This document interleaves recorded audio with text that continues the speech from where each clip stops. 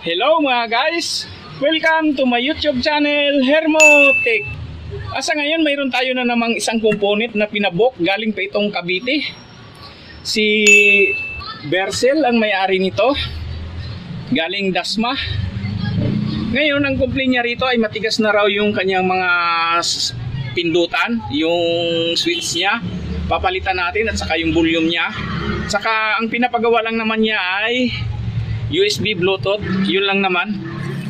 Ngayon, sa mga ganitong case kasi, itong dating component na ito, old component, pag kinonvert natin sa USB to, magiging ano na ito, latest na ito, mas maganda ang music nito. Ngayon, napanood niya tayo sa ating vlog at nakita niya ito, kaya nainggan niyo siyang ipa-convert na rin ito. Ayan na mga guys, at umpisa na natin, bubuksan na natin. Maganda talaga tunog ng mga ito, lalo ito oh. Malaki ito oh. Kaya lang hindi ko alam, malalaman natin kung anong brand to. Sa may-ari nito, maraming salamat sa tiwalang ibinigay mo sa akin. Kahit na pinabuk mo lang, sigurado kayo na hindi mababahala yung gamit nyo at nasa maayos na kondisyon. Ayan, bubuksan na natin. Kaya sa mga viewers natin, kung mayroon kayong ipapa-convert, ipabook nyo lang sa akin. Ayan. Medyo nakapackage pa ito. Bubukitin lang natin. So, ayan na, naalis ko na siya sa karton. Magandang klaseng component to. Ayan oh. Sigurado ko pag na-convert ko ito, maganda ito. Ngayon yung ating display, ipapasok natin dito sa loob para mas maganda. Ngayon yung kanyang outlet ay maaaring dito. Bubutasan ko na lang. Ngayon bago natin bubuksan ay pa-plug ko muna. Titingnan natin kung may power pa ba para malaman. Ngayon andito nakatape pa yung kanyang mga plug.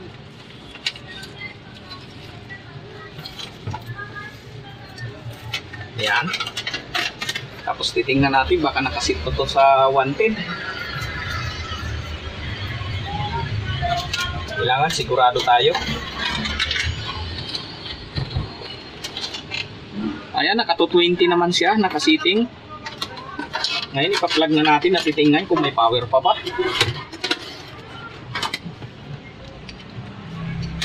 Ayan, ipa-plug ko na.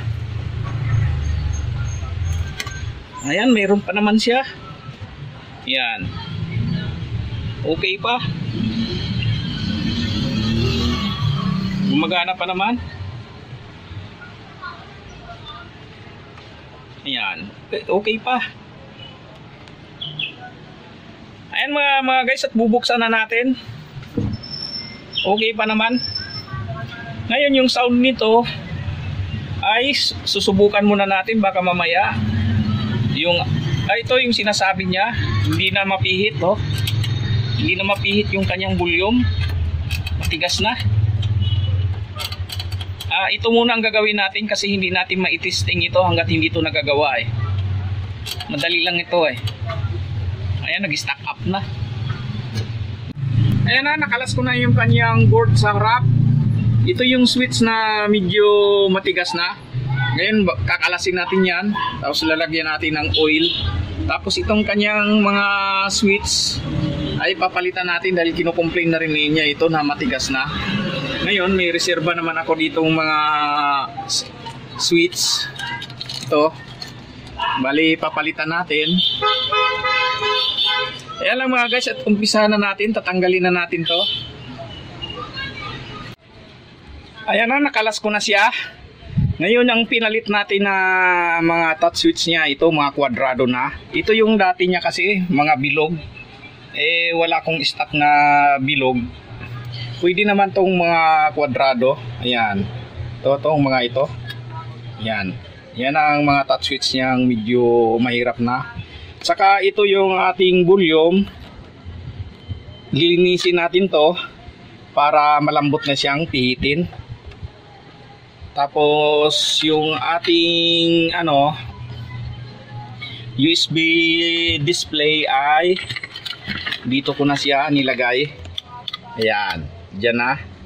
Tapos yung ating switch ay wala akong ibang naisip na paglagyan dahil dito sa taas wala nang bakante. Dito na siya sa baba.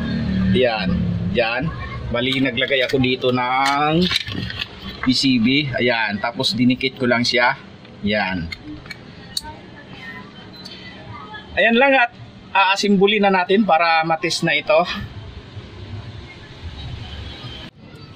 Ayan na, naisalpa ko na yung kanyang yung dito sa harap na mainboard niya. Ngayon nandito na yung ating display. Ngayon yung kanyang switch ng Bluetooth ay nandito. Dito ko nilagay. Yan. Kasi walang mapaglagyan sa taas. Saka yung saksakan ng USB nandito na rin. Yan. Kasi yung pinapagawa lang naman dito ay yung Bluetooth lang. Hindi naman pinagawa yung DVD. Tapos yung kanyang module ay nandito na.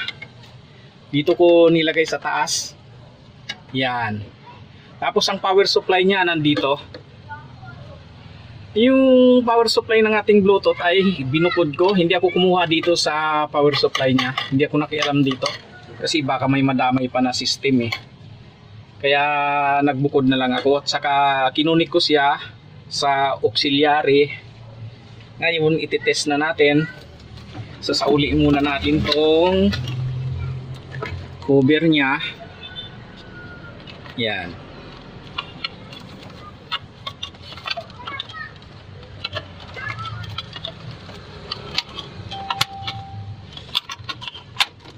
Yan. Kaya maganda sa tingnan. Kasi nasa loob siya eh. Yan.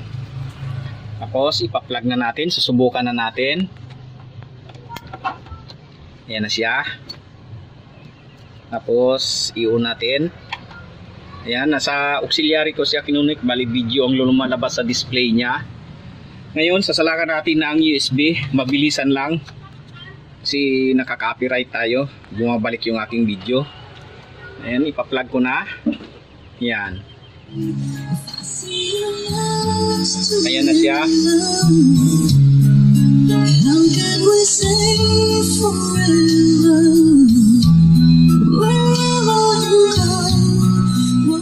Ayan. Tapos ititest natin sa Bluetooth na. Dito lang, pipindutin mo lang yung mode dito sa baba. Ayan. Ayan, naka-Bluetooth na siya.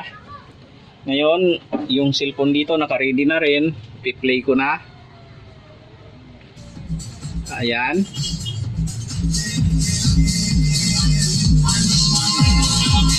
Ayan, latest na ito.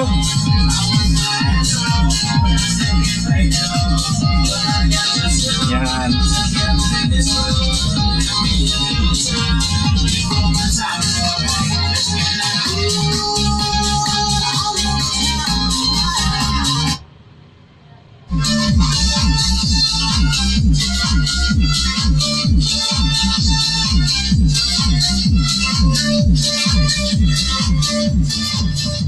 Ayan lang mga guys, at sana may natutunan kayo sa aking video. Ganun lang. Yung iba naman, kung gusto mas madali, dito na lang sa gilid i-kukunik yung ating USB. Minsan sa likod. Eh ako kasi kinakalas ko kaya medyo matagal. Pinapasok ko siya sa loob. Ayan lang, at maraming salamat sa inyong panonood, and please like, share, and subscribe to my YouTube channel for more upcoming video. Thank you.